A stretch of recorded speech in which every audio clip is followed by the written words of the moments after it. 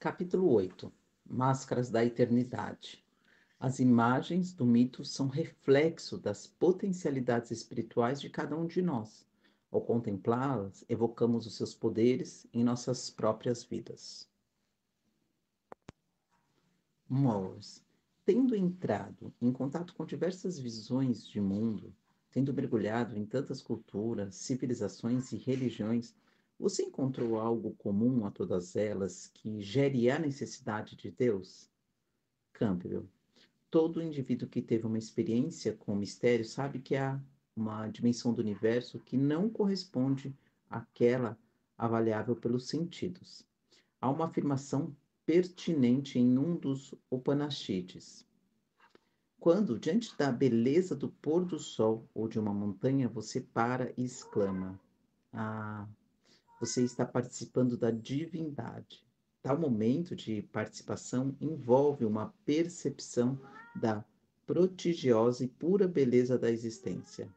As pessoas que vivem no mundo da natureza experimentam isso todos os dias. Elas experimentam um reconhecimento de algo muito maior do que a dimensão humana. A tendência do homem, contudo, é personificar essas experiências para antropomorfizar forças naturais.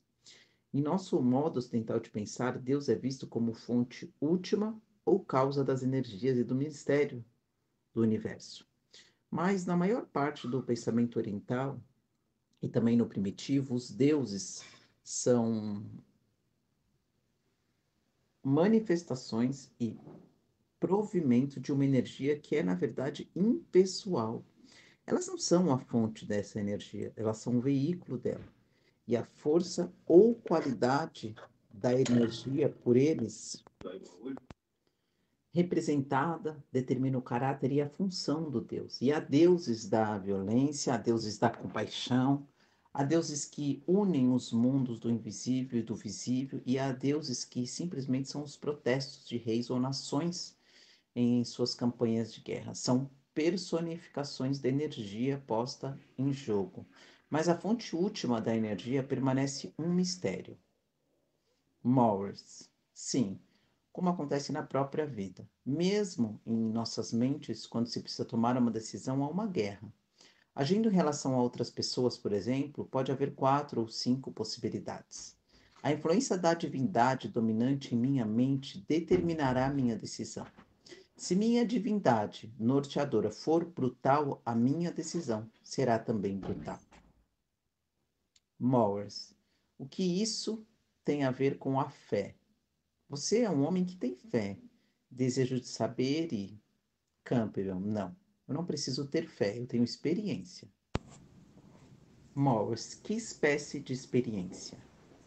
Campbell, eu tenho experiência do desejo de viver, tenho experiência do amor, do ódio, da malícia e da vontade de esmurrar a mim mesmo no queixo. Do ponto de vista da imaginação simbólica, trata-se de diferentes forças operando em minha mente, e pode-se pensar nelas, desejo, amor, ódio, como inspirada por diferentes divindades. Quando eu era garoto, tendo sido educado como todo católico romano, disseram-me que eu tinha um anjo da guarda do meu lado direito e um diabo tentador do esquerdo, e que as decisões que tomasse na vida dependeriam da influência maior que ou o diabo ou o anjo exercesse sobre mim. Naquela época, esses pensamentos, para mim, eram fatos concretos e penso que para meus professores também. Pensávamos que realmente havia um anjo ali, que ele era um fato e que o diabo também era um fato. Mas em vez de encará-los como fatos, eu posso agora pensar neles como metáforas do impulso que me movem e me guiam. Morris. De onde vêm essas energias? Campbell. Da própria vida, das energias do próprio corpo. Os diferentes órgãos do corpo, incluindo a cabeça, estão em conflito uns com os outros. Morris. E de onde vem a sua vida? Campbell. Da energia última, que é a vida do universo. E então você se pergunta, bem, haverá alguém a gerar essa energia? Por que é preciso perguntar isso? Por que o mistério final não pode ser impessoal? Morris, homens e mulheres podem viver com a impessoalidade? Campbell, sim. É assim que se vive em toda parte. Vá ao leste de Suécia, você sabe que essa tendência no Ocidente para antropomorfizar, para sublinhar a humanidade dos deuses, as personificações. Jeová, por exemplo, tanto pode ser um Deus de vingança, justiça e punição, como um Deus benéfico, o suporte de nossa vida. E como lemos nos Salmos, mas no Oriente os deuses são muito mais elementares, muito menos humanos e mais semelhantes aos poderes da natureza. Morris, quando alguém diz, imagine Deus, a criança de nossa cultura dirá, um velho de barba com uma longa veste branca. Campbell, em nossa cultura, sim. É nosso costume pensar em Deus como uma forma masculina, mas muitas tradições pensam no poder divino principalmente como forma feminina. Morris. O fato é que você não consegue imaginar aquilo que não pode personificar. Você acha que é possível centrar a mente naquilo que Platão denominou ideias imortais e divinas? Campbell, naturalmente. Eis o que é a meditação, que significa pensar concentradamente em certo tema, o que pode se dar em qualquer nível. Não faço em meu pensamento uma grande separação entre o físico e o espiritual. Por exemplo, meditar sobre dinheiro é um pensamento muito bom, sustentar a família é um pensamento importante, mas há uma meditação solitária, por exemplo, quando você entra numa catedral. Morse. Então, a reza é de fato uma meditação? Campbell. A reza quer dizer ligar-se ao mistério e meditar a respeito. Morse. Como se chamássemos por um poder vindo do interior. Campbell. Há uma forma de meditação ensinada pelo catolicismo romano, em que você reza o terço, a mesma oração, vezes e vezes seguida. Isso leva a mente para dentro de si própria. Em sânscrito, tal prática é denominada japa, repetição do santo nome. Ela afasta outros interesses e lhe permite concentrar-se em uma só coisa. E a partir daí, dependendo da sua capacidade, você pode experimentar a profundidade desse mistério. Morris, de que modo alguém realiza uma experiência profunda? Campbell, desenvolvendo um sentido profundo do mistério. Morris, mas se Deus é o Deus que somente imaginamos, como podemos ficar amedrontados diante da nossa própria criação? Campbell, como podemos ficar aterrorizados com o sonho? Você tem que ultrapassar a sua imagem de Deus para atingir a iluminação conotada. O psiquiatra Jung, ele tem uma frase relevante: a religião é uma defesa contra a experiência de Deus. O mistério ele tem sido reduzido a uma série de conceitos e ideias. Enfatizá-los pode provocar um curto-circuito no transcendente, na experiência conotada. O que se deve almejar como experiência religiosa final é uma intensa experiência do mistério. Morris. Há muitos cristãos que acreditam que para descobrir o que é Jesus é preciso ultrapassar a fé cristã, a doutrina cristã, a igreja cristã. Campbell, você deve ultrapassar a imagem idealizada de Jesus. Tal imagem de Deus torna-se um bloqueio, uma barreira para a pessoa. Então você se agarra à sua própria ideologia, à sua maneira estreita de pensar, e quando se aproxima uma experiência maior de Deus, uma experiência bem maior do que a que você está preparado para receber, você foge dela e se apega à imagem que tem em sua mente. Isso é conhecido como a preservação da sua fé.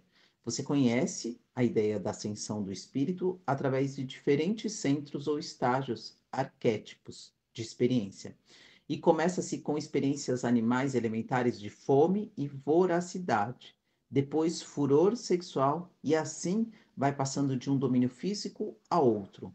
Todos são estágios fortalecedores da experiência, mas depois, quando o centro do coração ainda é tocado, e um sentimento de compaixão se ergue em direção a uma outra pessoa, e você percebe que vocês dois são criaturas que participam de uma mesma vida, abre-se no espírito todo um novo estágio de vida. E essa abertura do coração para o mundo é mitologicamente simbolizada como o nascimento virginal, que significa o nascimento de uma vida espiritual, onde havia inicialmente uma forma humana animal elementar, vivendo para atender apenas a necessidades físicas de saúde, procriação, poder e alguma diversão.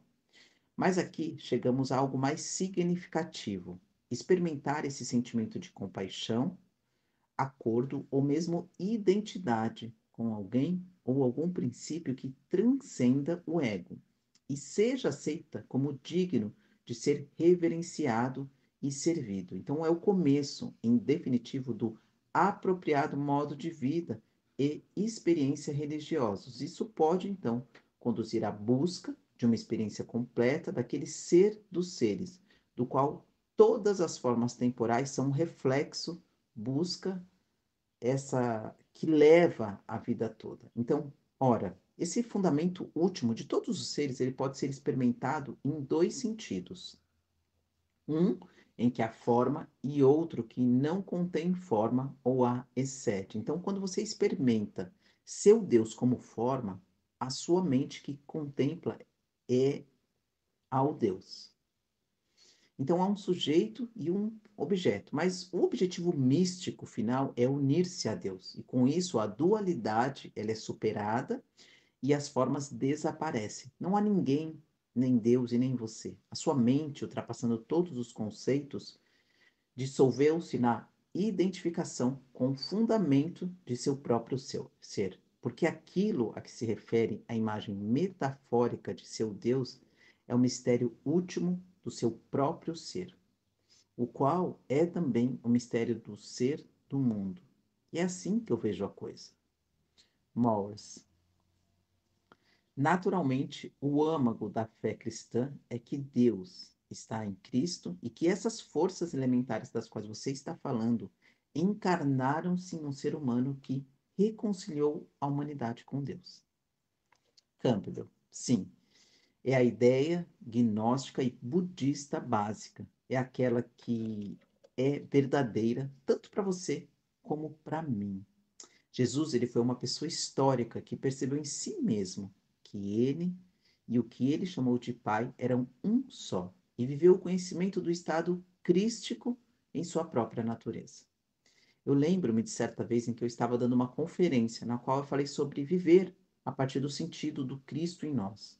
E um padre que estava na plateia, como eu soube mais tarde, virou-se para a mulher ao lado e sussurrou: Que blasfêmia! Morris, o que você quer dizer com Cristo em nós? Campbell, quero dizer que você deve viver de acordo não com o sistema do seu próprio ego, dos seus próprios desejos, mas com aquilo que você poderia chamar senso de humanidade, o Cristo em você. E há um pensamento hindu que diz: ninguém, a não ser um Deus, pode adorar um Deus. Você deve se identificar de algum modo com um princípio espiritual. Qualquer que seja que seu Deus represente para você, a fim de venerá-lo adequadamente e viver de acordo com a palavra dele. Morris, ao se discutir acerca do Deus interior, o Cristo interior, a iluminação ou despertar que vem do interior, não há o perigo de nos tornarmos narcisistas, de sermos tomados por uma obsessão pelo próprio ego, que pode levar a uma visão distorcida de nós mesmos e do mundo? Campbell. Isso pode acontecer, claro, é uma espécie de curto-circuito na trajetória, mas o objetivo é ultrapassar a si mesmo. E o conceito que se tem de si mesmo para atingir aquilo de que não somos senão uma manifestação imperfeita, ao termo de uma meditação, por exemplo, espera-se que você distribua os benefícios advindos dela, quaisquer que sejam, a todos os seres vivos e ao mundo. Tais benefícios não podem ficar apenas para você? Veja, há dois modos de pensar. Eu sou Deus, se você pensa. Então, aqui em minha presença física, em meu caráter temporal, eu sou Deus. Então, você está louco e provocou um curto-circuito na experiência. Você é Deus, não em seu ego, mas em seu mais profundo ser, onde você é uno com o transcendente não dual. Mowers. Em alguns dos seus escritos, você diz que podemos nos tornar figuras salvadoras para as pessoas de nosso círculo. Filhos, esposas, seres amados, vizinhos, mas nunca o Salvador. Você diz que podemos ser mãe e pai, mas nunca a mãe e o pai. É o reconhecimento de uma limitação, não é? Campbell, sim. Morris, o que você pensa sobre o Jesus Salvador? Campbell, não sabemos muito sobre Jesus. Tudo o que sabemos está em 4 textos contraditórios que pretendem nos contar o que ele diz e fez. Morris, que foram escritos muitos anos depois que ele viveu. Campbell, sim. Mas apesar disso, eu penso que podemos saber mais ou menos o que Jesus disse. Acho que as máximas de Jesus recolhidas nas Escrituras estão bem próximas das originais. O principal ensinamento de Cristo, por exemplo, é: amai vossos inimigos. Morris. Como você pode amar seu inimigo sem endossar o que ele faz, sem confirmar a sua agressão? Campbell. Eu lhe direi como fazê-lo. Não tire o cisco dos olhos do seu inimigo, mas tire a trave dos seus próprios olhos. Ninguém tem o direito de condenar o modo de vida do seu inimigo. Morris. Você acha que Jesus seria hoje um cristão? Campbell. Não. A espécie de cristão que conhecemos, talvez alguns monges e monjas que realmente estão em contato com altos mistérios espirituais, estejam próximos do que foi Deus. Morris, então Jesus poderia não ter pertencido à igreja militante? Campbell, não há nada de militante em Jesus. Eu não li nada nesse sentido em nenhum dos evangelhos. Pedro sacou a sua espada e cortou a orelha do servo. E Jesus disse: guarda tua espada, Pedro. Mas Pedro continuou com sua espada e seu trabalho desde então.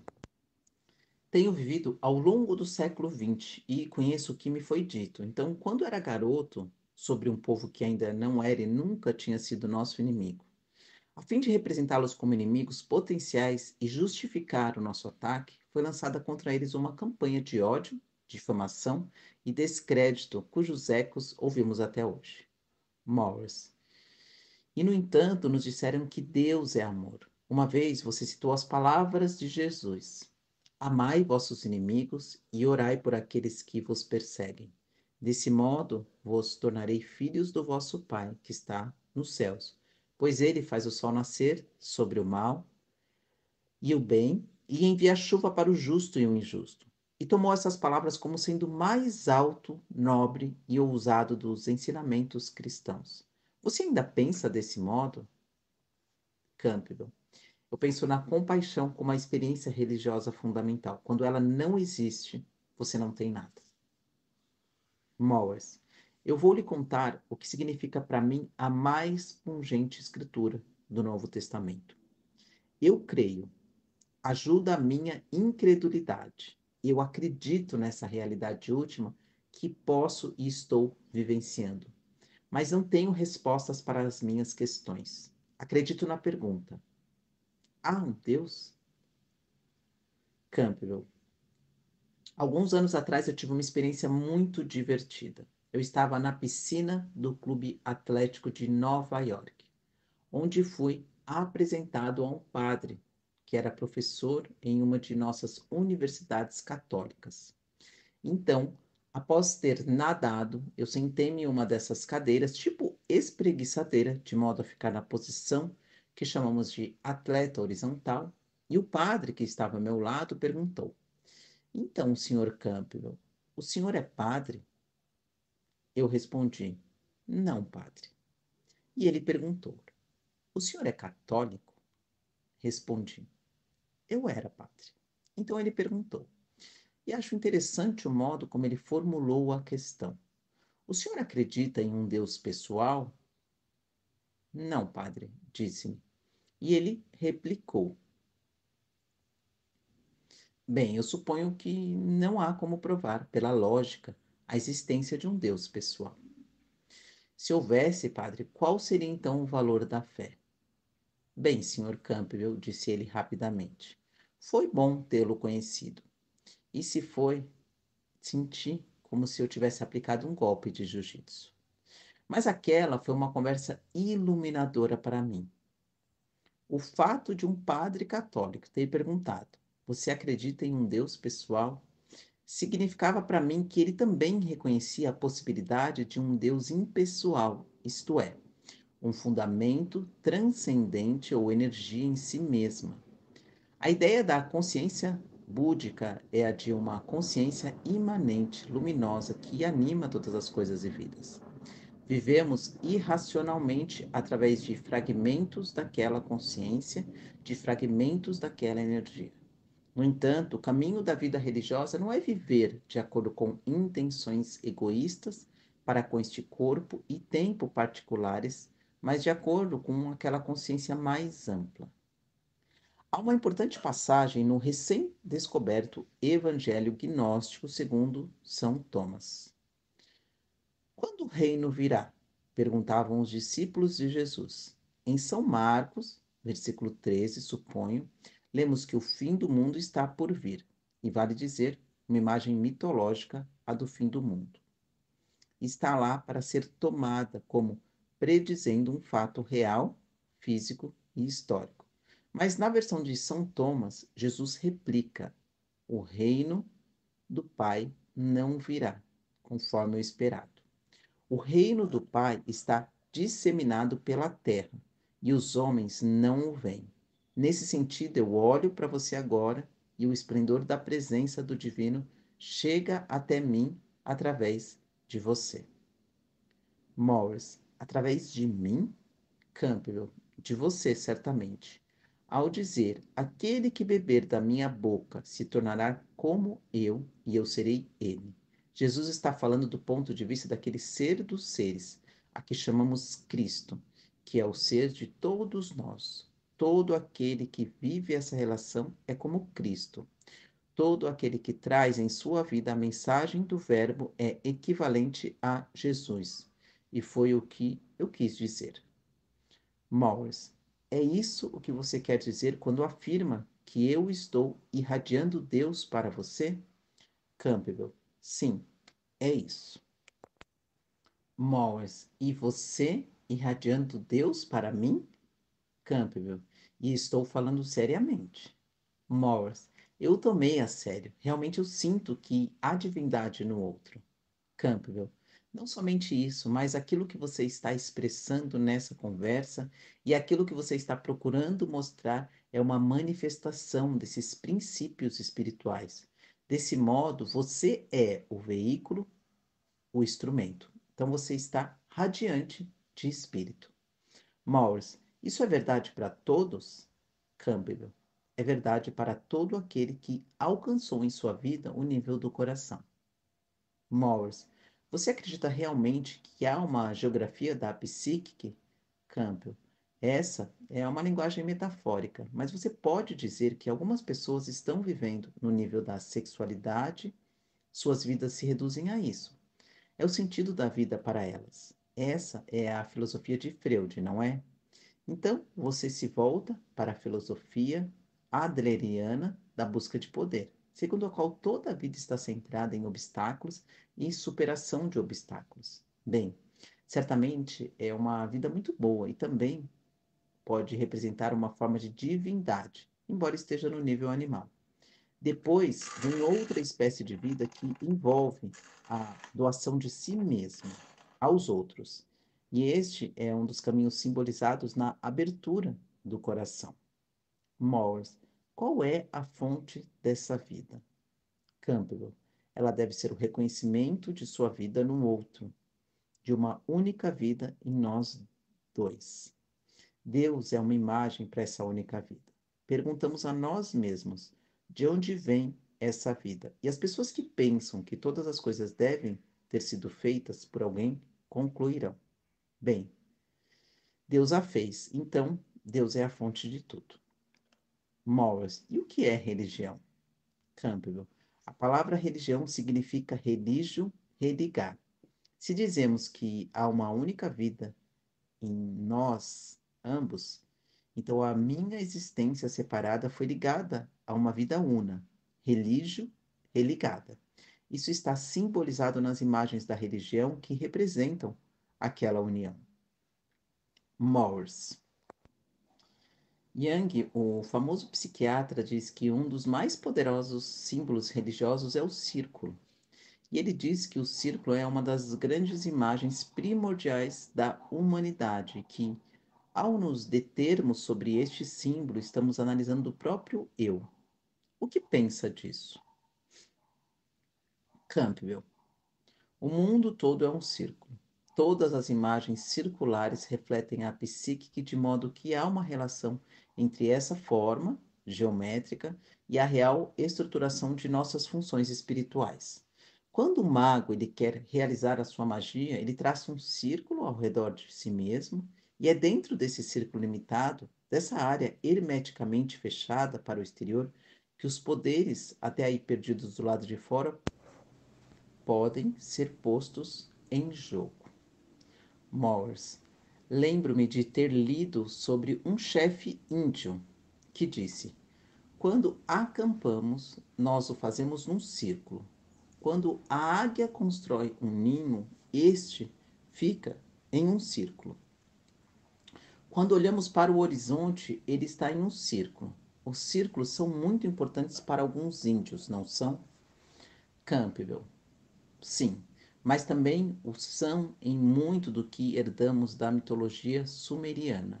Herdamos o círculo com os 4 pontos cardeais e os 360 graus. O ano oficial sumeriano tinha 360 dias, com 5 dias santos que não contavam, porque estavam fora do tempo e eram dedicados à cerimônia que relacionavam sua sociedade aos céus. Agora estamos perdendo essa noção do círculo associado ao tempo.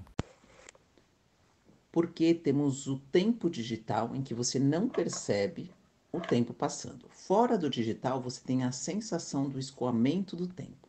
Na Penn Station, em Nova York, há um relógio que dá as horas, minutos, segundos, décimos de segundo e centésimos de segundo. Quando você ouve os centésimos de segundo tocando, você percebe como o tempo está passando rápido por você. O círculo, por outro lado, representa a totalidade. Tudo dentro do círculo é uma coisa só, circundada e limitada. Esse seria o aspecto espacial, mas o aspecto temporal do círculo é que você parte e vai a algum lugar e sempre retorna. Deus é o alfa e o ômega, o princípio e o fim. O círculo sugere imediatamente uma totalidade completa, quer no tempo, quer no espaço. Morse, sem começo, sem fim. Campbell, volta, volta e mais volta. Considere o ano, por exemplo, quando novembro se completa, temos a ação de graças. E novamente, então, vem dezembro e temos o Natal. Não somente o mês se completa, mas mais uma vez também o ciclo da lua e o ciclo do dia.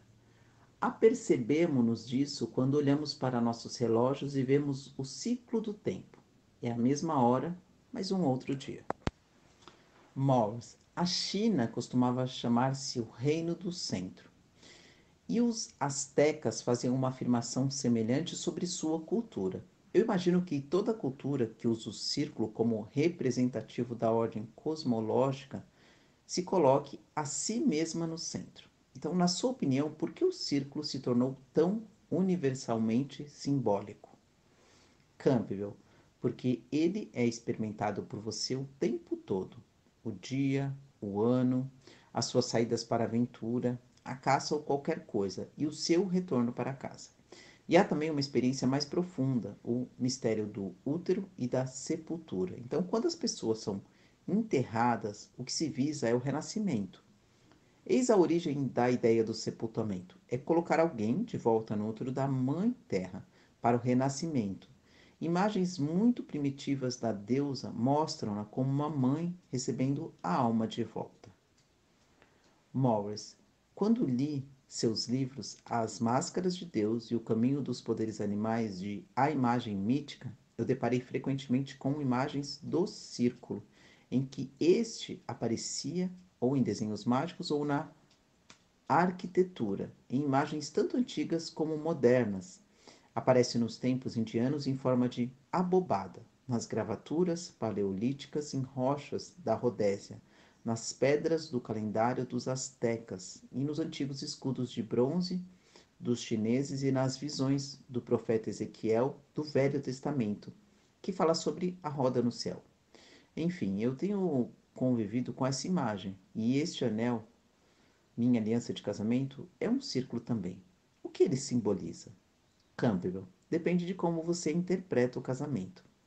A palavra simbolo, significa a junção de duas coisas. Esta pessoa ela tem uma metade, aquela a outra metade, e assim elas ficam juntas. O reconhecimento acontece no ato de se colocar o anel ao mesmo tempo. É o círculo que se completa. Isso é meu casamento. Isso é a aliança de minha vida individual com uma vida maior, que é a de dois, em que os dois são um só. Então o anel indica que estamos juntos em um círculo. Moas. Quando um novo papa assume o papado, ele recebe o anel do pescador, um outro círculo. Campbell. Esse anel singular simboliza o chamamento de Deus aos apóstolos que eram pescadores. E ele disse: Eu vos farei pescadores de homens. Este é um velho motivo mais antigo que a cristandade. Orfeu é chamado o pescador que pesca homens que vivem na água como peixes, trazendo-os para fora para a luz. Essa é a velha ideia da metamorfose do peixe em homem. A parte peixe é a natureza animal mais cruel de nosso caráter e o caminho religioso procura expurgá-lo de nós. Morris. A cada novo rei ou rainha da Inglaterra é dado o anel da coroação. Campbell. Sim, porque há um outro aspecto do anel, a servidão. Então, como rei, você está submetido a um princípio e não pode viver simplesmente o seu caminho. Você foi marcado. Em ritos de iniciação, quando as pessoas são sacrificadas e tatuadas, elas estão submetidas a outras e à sociedade. Morris. Yang fala do círculo como uma mandala. Campbell. Mandala é a palavra sânscrita para círculo, mas um círculo que é montado ou desenhado simbolicamente, o que lhe permite adquirir um significado de ordem cósmica. Ao compor mandalas, você está tentando coordenar o seu círculo pessoal com o universal. Em uma mandala budista muito elaborada, por exemplo, aparece a deidade no centro como a fonte do poder, a fonte da iluminação. E as imagens periféricas seriam manifestações, os aspectos do esplendor da deidade. Ao diagramar uma mandala de você mesmo, você desenha um círculo e pensa nos diferentes sistemas de impulsos e de valores de sua vida. A seguir, você os compõe e procura descobrir onde está o seu centro. Fazer uma mandala exige disciplina para reunir todos os aspectos dispersos de sua vida, encontrar um centro e dirigir-se a ele. Você tenta harmonizar o seu círculo com o círculo universal. Mowers. Ficar no centro? Campbell. Sim, no centro. Por exemplo, entre os índios navarros, as cerimônias de cura são realizadas através de pinturas de areia, das quais a maior parte são mandalas feitas no chão.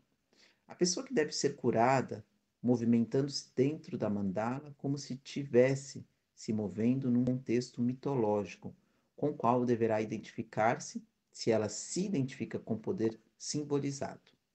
Essa associação de pinturas de areia com mandalas e seu uso para fins de meditação aparecem também no Tibete. Os monges tibetanos, eles realizam pinturas de areia, desenhando imagens cósmicas para representar as forças dos poderes espirituais que operam em nossas vidas. Morris, há um certo esforço aparentemente para fazer coincidir o centro da vida de uma pessoa com o centro do universo. Campbell. Pelo caminho da imagem mitológica, sim. A imagem ajuda você a se identificar com a força simbolizada. E você não pode esperar que uma pessoa se identifique com uma coisa indiferenciada ou uma coisa qualquer. Mas quando você lhe fornece elementos que apontem para certas percepções, a pessoa pode acompanhar. Morris.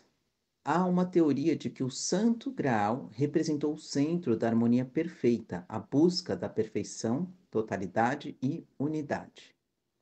Campbell. Há numerosas fontes para o Santo Graal. Uma delas é que, na mansão do Deus do mar, nas profundezas do inconsciente, há um caldeirão de abundância. É a partir das profundezas do inconsciente que as energias da vida chegam até nós. Esse caldeirão é a fonte inexaurível, o centro, a primavera borbulhante da qual se origina toda a vida. Morris, você acha que isso é o inconsciente? Campbell. Não apenas o inconsciente, mas também o vale do mundo. As coisas elas estão acontecendo na vida ao seu redor a todo momento. E há uma vida afluindo para o mundo, e ela verte de uma fonte inexaurível. Morris. Bem, o que você pensa disso, do fato em que culturas bem diferentes e separadas no tempo e no espaço, a mesma imagética apareça? Campbell. Isso diz respeito a certos poderes da psique, comuns a toda a humanidade. Caso contrário, não haveria correspondências tão específicas. Morris, se você considera que muitas culturas diferentes contam histórias de criação, de nascimentos virginais, da vinda, morte e renascimento de um Salvador, todas essas histórias, elas falam de alguma coisa que está dentro de nós e da nossa necessidade de compreender. Campbell, é certo. As imagens do mito são um reflexo das potencialidades espirituais de cada um de nós. Ao contemplá-las, evocamos os seus poderes em nossas próprias vidas. Morris, então, quando a Escritura fala sobre o homem como tendo sido feito à imagem de Deus, está falando de certas qualidades de todo ser humano. E não importa qual seja a sua religião, cultura, geografia ou herança.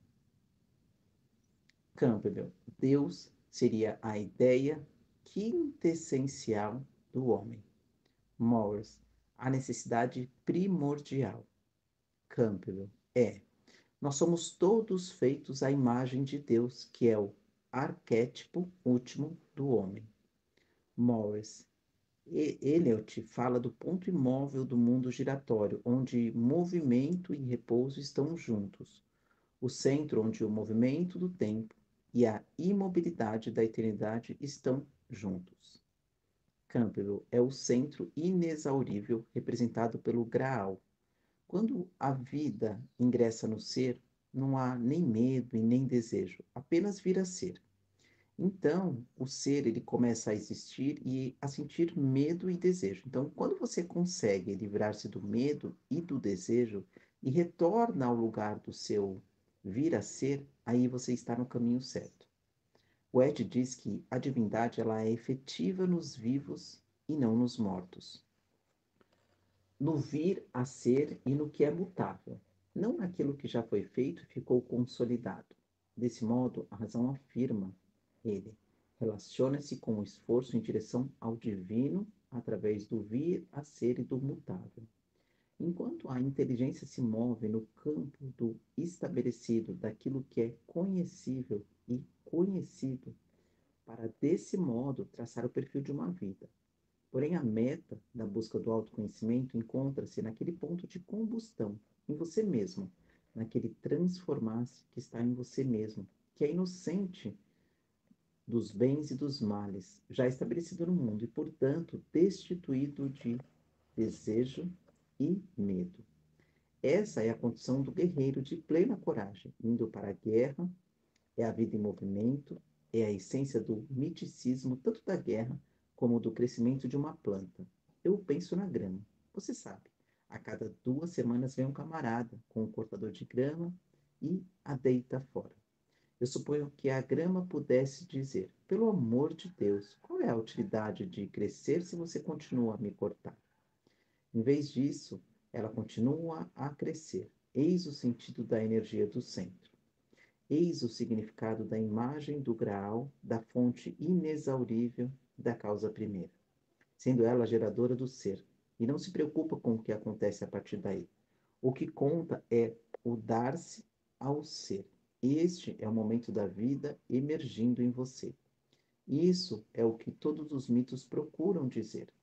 Então, no estudo da mitologia comparada, comparamos as imagens de um sistema com as de outro, e ambos se iluminam porque um acentuará e dará uma expressão mais clara ao significado do outro, e assim sucessivamente.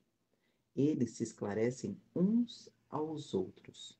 Quando eu comecei a ensinar mitologia comparada, eu tive receio de que pudesse destruir as crenças religiosas de meus estudantes. Mas o que aconteceu foi justamente o oposto. Tradições religiosas que não significavam muito para eles repentinamente se deixaram iluminar por um sentido novo, ao serem comparadas a outras tradições em que imagens similares tinham recebido uma interpretação mais interna ou espiritual. Eu tinha estudantes cristãos, judeus, budistas e alguns seguidores de Zoroastro. Todos tiveram essa experiência. E não há nenhum perigo em interpretar os símbolos de um sistema religioso e chamá-los de metáforas em vez de fatos. O que isso pode trazer como consequência é a transformação deles. Em mensagens para a experiência interior e para a vida, o sistema subitamente se torna uma experiência pessoal. Morris. Eu me senti fortalecido em minha crença ao saber que outros experimentam os mesmos anseios e buscam imagens semelhantes para tentar expressar uma experiência que ultrapassa os hábitos da linguagem comum. Campbell. Eis porque personagens e religiões hilares são úteis. Os mitos germânicos e célticos estão cheios dessas figuras, divindades realmente grotescas. É como se elas dissessem: eu não sou uma imagem última, eu deixo transparecer alguma outra coisa. Olhe através de mim e através da minha forma engraçada. Morse. Há em alguma tradição africana uma bela história do Deus que está caminhando pela estrada, usando um chapéu vermelho de um lado e azul de outro. Então, quando os trabalhadores do campo vão à noite para a aldeia, eles perguntam: você viu aquele Deus com o chapéu azul? E os outros respondem: não, não, ele estava com um chapéu vermelho. E começam a brigar. Campbell, sim, é o trapaceiro Deus Exu da Nigéria. E ele complica ainda mais a situação, caminha primeiro numa direção e depois vira na direção contrária, invertendo também o chapéu. E depois, quando os dois indivíduos que brigavam são levados à frente do rei para julgamento, o Deus trapaceiro aparece e diz: é minha culpa, eu provoquei e tive a intenção de fazer. Alimentar disputas é minha maior alegria. Morris. Há uma verdade nisso. Campbell, certamente. Heráclito disse que é da discórdia que nascem todas as grandes coisas. Algo dessa ordem pode estar implícito nessa ideia ardilosa simbólica. Em nossa tradição, a serpente do paraíso atuou de modo semelhante, exatamente quando tudo estava ajustado e perfeito. Ela atirou uma maçã no cenário.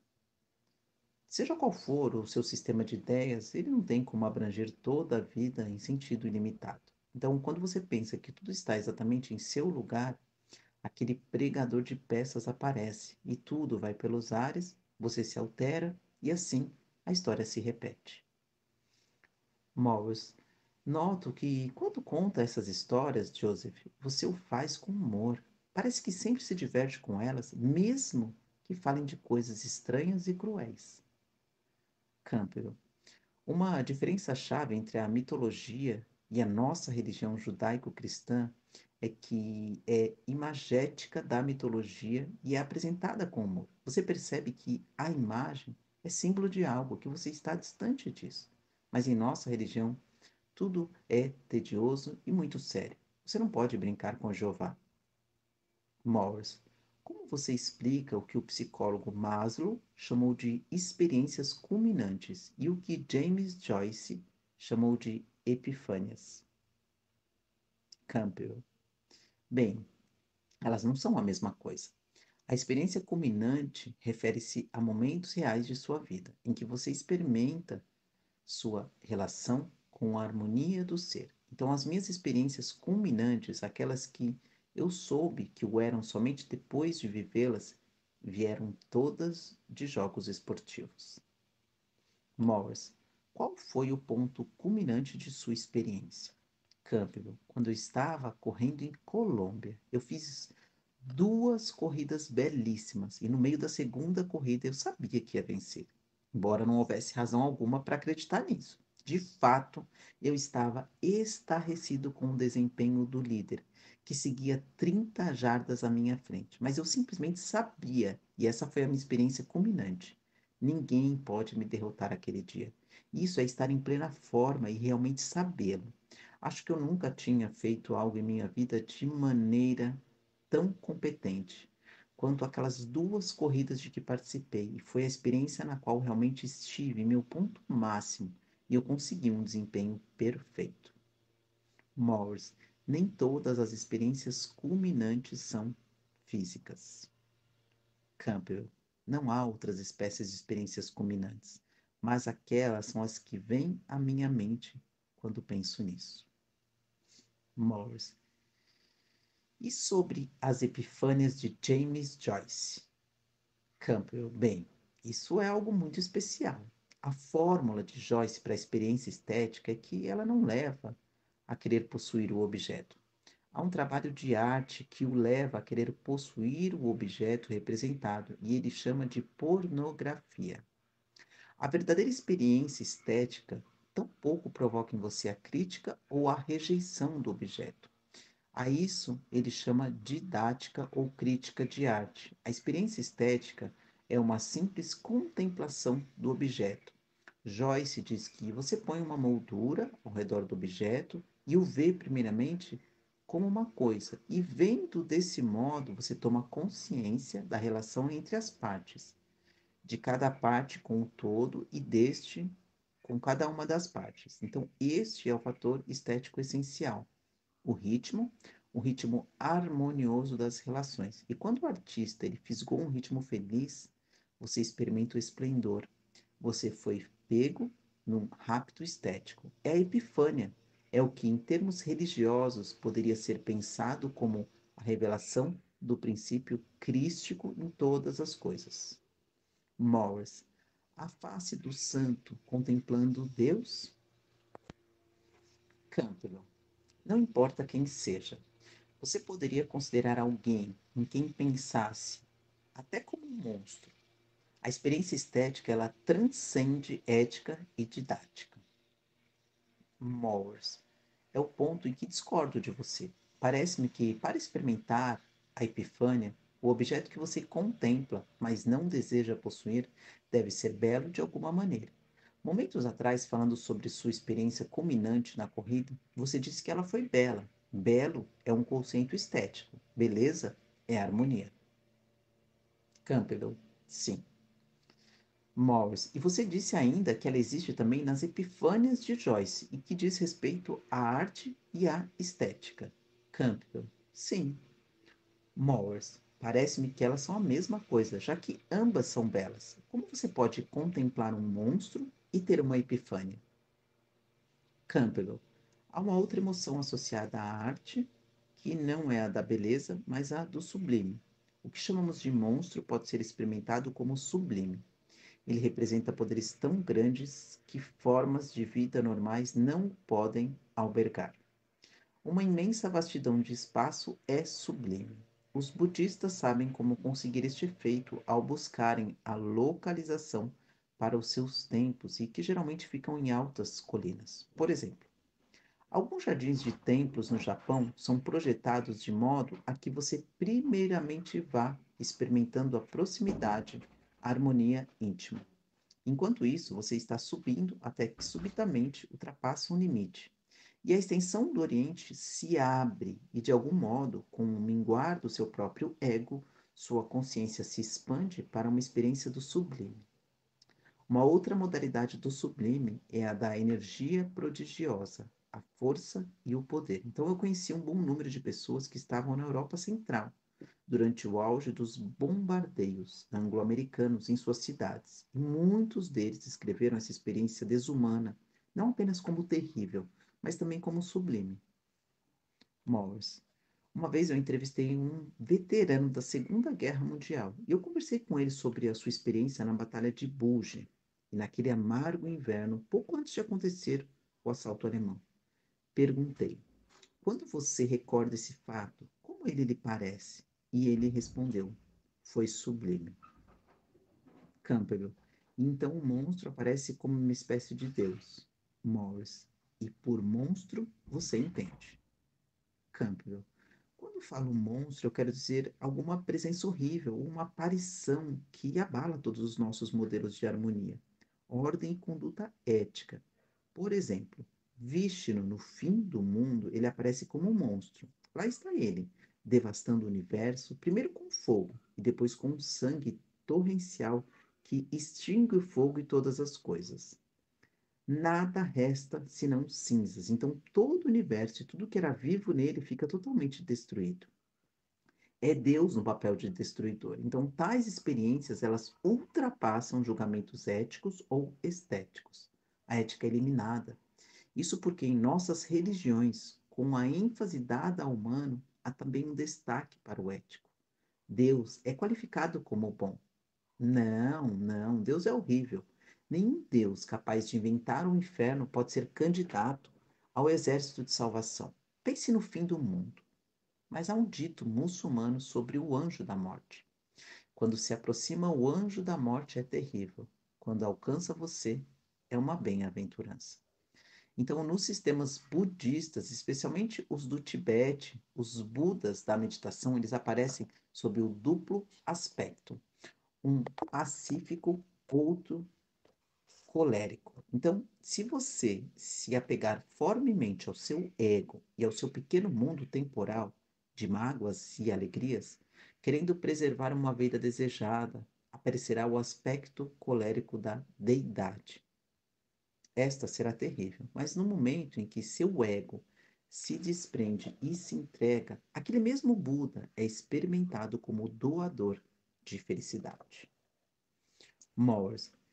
Jesus falou sobre carregar uma espada, mas eu não creio que ele sugerisse com isso que devêssemos usá-la contra o nosso semelhante. Ele a considerava no sentido de uma abertura do ego. Eu vim para libertá-lo, separando o ego que está amarrado em você. Campbell, isso é o que em sânscrito é conhecido como viveka, discernimento. Então, há uma importante imagem do Buda segurando uma espada, flamejante, bem no alto da própria cabeça. Então, para que serve essa espada? É a espada do discernimento, separando o meramente temporal do eterno. É a espada que distingue o que é duradouro do que é passageiro. O tic-tac do tempo exclui a eternidade. É nessa dimensão de tempo que vivemos, mas o que se reflete nessa dimensão é um princípio eterno tornado manifesto. Morris, a experiência do eterno. Campbell, a experiência do que você é. Morris, sim, mas o que quer que seja a eternidade, ela está aqui e agora. Campbell, e em nenhum outro lugar, ou em qualquer outro lugar. Então, se você não viver aqui e agora, não irá consegui-lo no céu. O céu não é eterno, é apenas duradouro. Morris, não compreendo. Campbell, céu e inferno são descritos como eternidade. O céu, ele tem um tempo infindável, ele não é eterno. O eterno está além do tempo. O conceito de tempo exclui a eternidade e todos os sofrimentos e atribulações temporais vão e vêm na direção dos fundamentos dessa profunda experiência da eternidade. Há um ideal budista de participação voluntária e jubilosa nas tristezas que ocorrem no mundo. Onde quer que exista tempo, há tristeza. Mas a experiência da tristeza movimenta-se na direção de uma tomada de consciência do ser duradouro, que é a nossa vida verdadeira. Morris. Há uma certa imagem de Shiva, o deus Shiva, circundada por chamas, anéis de fogo. Campbell. É o esplendor da dança do deus. A dança de Shiva é o universo. Em seus cabelos há um crânio e uma lua nova, morte e renascimento ao mesmo tempo. O momento do vir a ser. Numa das mãos, ele tem um pequeno tambor que faz tique, tique, tique. É o tambor do tempo, o tique do tempo que exclui o conhecimento da eternidade. Estamos fechados no tempo, mas na outra mão há uma chama que queima o véu do tempo e abre nossas mentes para a eternidade. Shiva é uma deidade muito antiga, talvez hoje a mais antiga imagem venerada do mundo. Há imagens de 2000 ou 2500 anos antes de Cristo. Pequenos selos cunhados mostrando figuras que claramente sugerem Shiva. Em algumas de suas manifestações, ele é realmente um deus horrível, representando os aspectos terríveis da natureza do ser. Ele é o yogi arquétipo que extingue a erosão da vida, mas é também o criador da vida, o seu gerador e iluminador. Mowers. Os mitos lidam com a metafísica, mas a religião também lida com a ética, com o bem e o mal, com a maneira como devo me dirigir a você e como devo me comportar em relação a você, a minha esposa, aos meus companheiros, enquanto subordinado a Deus. Qual o lugar e o papel da ética na mitologia? Campbell, já falamos da experiência metafísica na qual você percebe que você e o outro são um só. A ética, ele é um caminho para lhe ensinar a viver como se você e o outro fossem um só. Você não tem que viver a experiência, porque a doutrina da religião dá a você modelos de conduta que implicam numa relação compassiva com o outro. Ela oferece um incentivo para isso, ensinando-lhe que agir simplesmente em seu interesse próprio é pecado. É a identificação com o seu corpo. Morse. Ame o seu próximo como a você mesmo, porque ele é você mesmo. Campbell. Isso é o que você aprendeu ao agir assim. Morse. Por que você acha que tantas pessoas têm um desejo tão grande de viver para sempre? Campbell. É algo que não compreendo. Morse. Será que é por causa do medo do inferno? Campbell. Essa é a convencional doutrina cristã, a de que no fim do mundo haverá um juízo final, e aqueles que tiverem agido virtuosamente serão enviados ao céu, e os que tiverem agido mal ao inferno. Então, esse é um tema que remonta ao Egito. Osíris é o deus que morreu e renasceu em seu aspecto eterno. Estabeleceu-se como juiz dos mortos. A mumificação significava preparar a pessoa para encarar o Deus. Mas uma coisa interessante no Egito é que a pessoa que vai ao encontro do Deus deve reconhecer a sua identidade com ele. Na tradição cristã, isso não é permitido. Portanto, se a escolha é entre o céu e o inferno, bem, teme o céu para sempre. Mas quando você percebe que o céu é a contemplação da imagem beatificada de Deus, então esse seria um momento atemporal. O tempo explode e, mais uma vez, a eternidade não é algo duradouro. Você pode sentir isso aqui e agora, em meio à sua experiência das relações terrenas. Eu perdi muitos amigos, assim como a meus pais. Entretanto, veio-me uma compreensão muito aguda de que, na verdade, eu não os perdi. Aquele momento que eu partilhei com eles teve uma qualidade de duração que ainda agora perdura em mim. O que aquele momento me deu permanece em mim, e há nele uma espécie de sugestão de imortalidade. Há uma história do Buda, segundo a qual ele encontrou uma mulher que perdera seu filho e sentia por isso grande aflição. E o Buda disse: Eu sugiro que você procure à sua volta alguém que não tenha perdido uma criança adorada. Um marido, um parente ou até mesmo um amigo. Aceitar a morte de algo que, para você, transcende a mortalidade é uma tarefa difícil. Morris, os mitos estão repletos de desejo de imortalidade, não estão? Campbell, sim.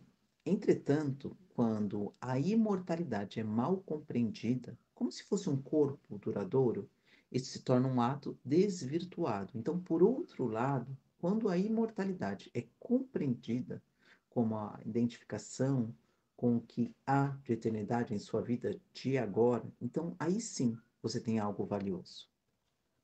Morris, você disse que toda a questão da vida se move em torno da oposição entre o ser e o vir a ser. Campbell, sim. O vir a ser é sempre parcial e o ser é total. Morris, o que quer dizer isso?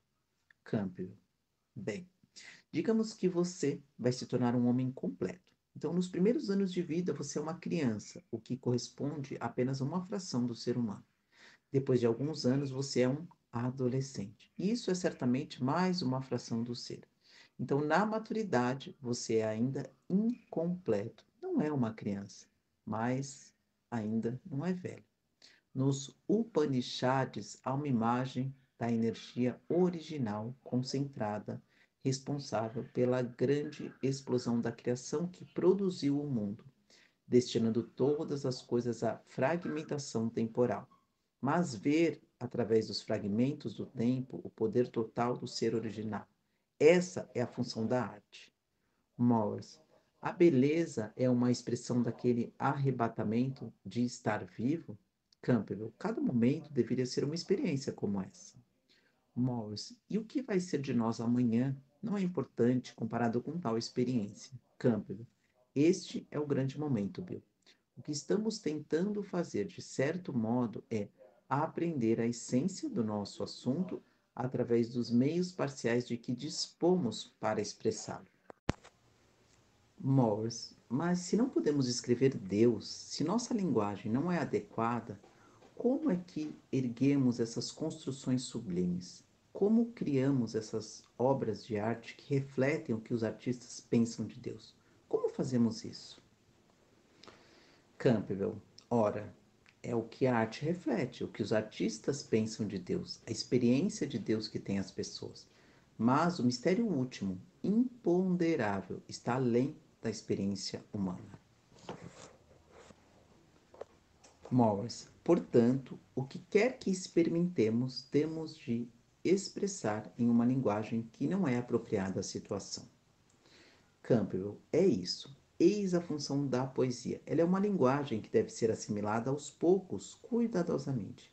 A poesia, ela envolve uma escolha precisa de palavras cujas implicações e sugestões ultrapassam as próprias palavras.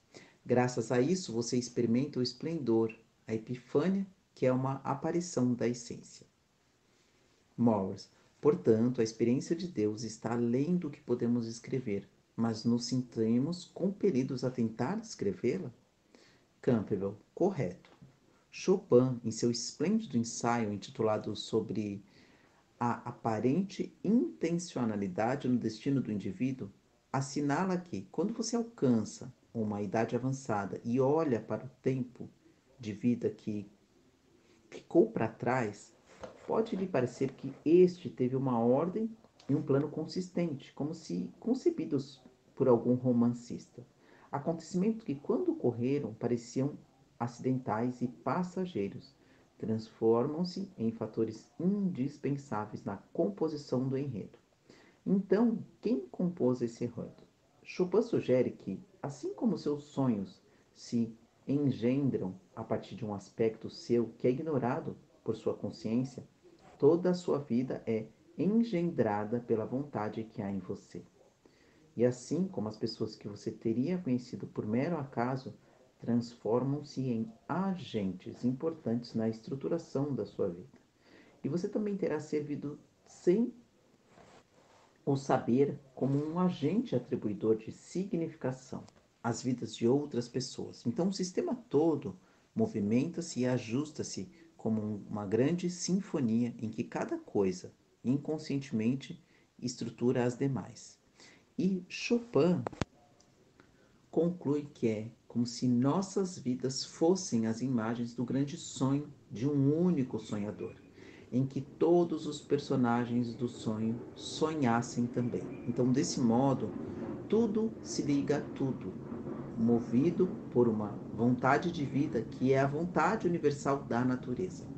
É uma ideia magnífica. Ela aparece na Índia, na imagem mítica da rede de Indra, uma rede de pedras preciosas na qual, em cada cruzamento de um fio com outro, há uma pedra refletindo todas as demais. Então, cada coisa emerge e muta relação com as outras, de modo que você não pode censurar ninguém por coisa alguma. E é exatamente como se houvesse uma única intenção atrás de tudo, sempre com algum sentido, embora nenhum de nós saiba que sentido é e nem tenha vivido a vida que de fato tensionou viver. Mowers. E ainda assim, todos vivemos uma vida que teria um propósito. Você acredita nisso? Campbell. Não creio que a vida tenha um propósito. A vida é uma porção de protoplasma com impulso para se reproduzir e continuar a ser. Morse. Não é verdade, não é verdade. Campbell, espere um minuto. A mera vida, ela não pode ser considerada como tendo propósito. Olhe para as mais variadas intenções que ela tem em toda parte. Mas cada encarnação, você poderia dizer, tem uma potencialidade e a missão da vida é vivê-la. Como fazê-lo? Minha resposta é: siga a sua bem-aventurança. Há algo em seu interior que sabe quando você está no centro, quando você está na direção certa ou fora dela. E se abandonar a direção para ganhar dinheiro, você perdeu a sua vida. Se estiver no centro e não conseguir dinheiro, você ainda tem a sua bem-aventurança. Morris, eu gosto da ideia de que não é o destino que conta, mas a trajetória. Campbell, sim. Como diz Carl Fred Graf Turschiken, quando você se lança numa jornada e o fim parece cada vez mais distante, então você percebe que o verdadeiro fim é o percurso. Os navajos têm aquela bela imagem do que eles chamam o caminho do pólen. O pólen é a fonte da vida.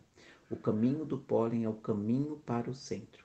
Os navajos dizem: ó beleza diante de mim, beleza atrás de mim, beleza à minha direita, beleza à minha esquerda, beleza acima de mim, beleza abaixo de mim. Estou no caminho do pólen. Morris. O Éden não foi, o Éden será. Campbell. O Éden é. O reino do Pai está disseminado pela terra e os homens não o veem. Morris. O Éden é, neste mundo de dor, sofrimento, morte e violência? Campbell. Essa é a sensação que ele desperta, mas é assim. Este é o Éden. Quando você vir o reino disseminado pela terra, você estará extinto o antigo modo de vida no mundo. É o fim do mundo. O fim do mundo não é um acontecimento por vir. É um acontecimento de transformação psicológica, de transformação visionária.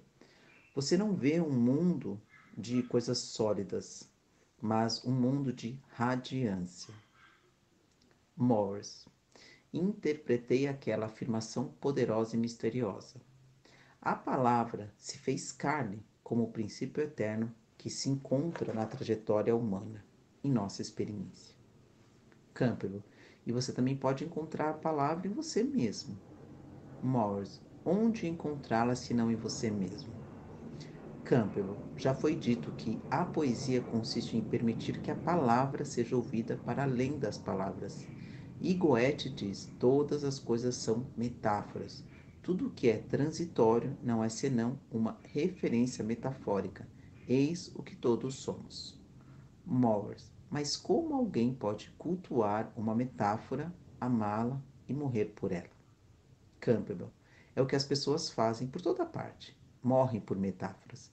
Mas quando você realmente capta o som, o som do mistério, da palavra em todos os lugares, então você não precisa sair à procura de alguma coisa e morrer por ela. porque é certo que ela está à sua volta. Aquiete-se apenas, veja, experimente-a e conheça. Essa é uma experiência culminante. Moore, explique o A1. Campbell, A1 é uma palavra que representa aos nossos ouvidos aquele som da energia do universo, da qual todas as coisas são manifestações. O som começa na parte posterior da boca, depois o e preenche o fecha. Então, quando você pronuncia adequadamente, todos os sons vocálicos estão incluídos na pronúncia. Ah,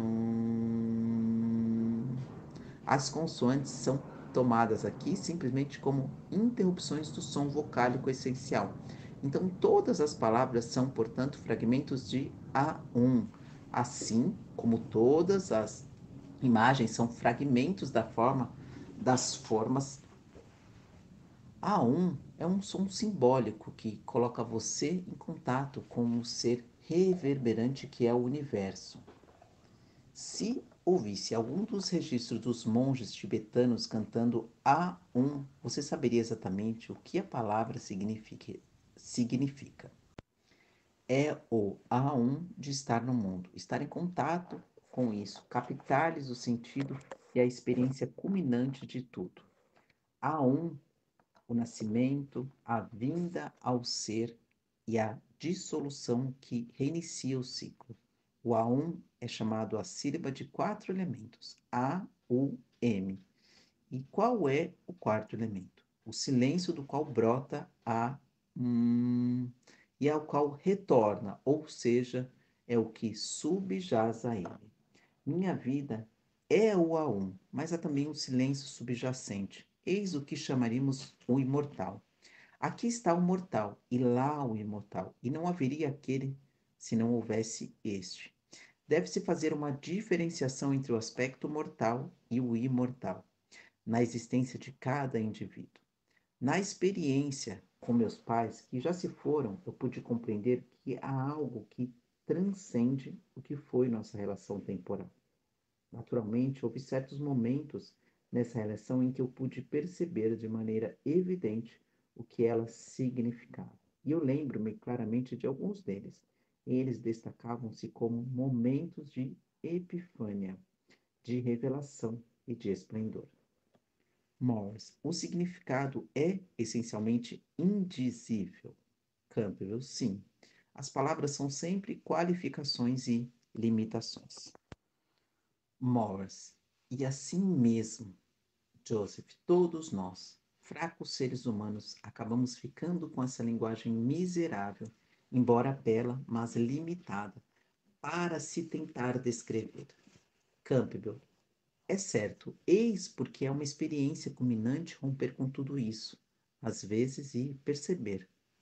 Oh,